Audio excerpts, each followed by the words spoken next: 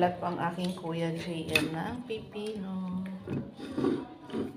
Hugasan niya ng patat. Hugas niya na siya ng patat. Galingan mo, kuya.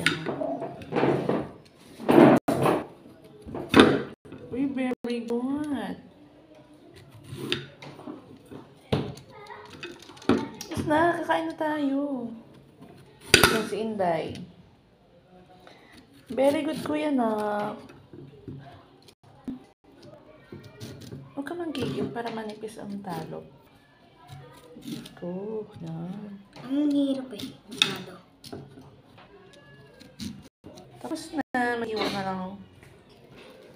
Let's eat. Pipino kayo dyan. Kagat na tayo. Kaya na. Ako. Ang buha. Okay.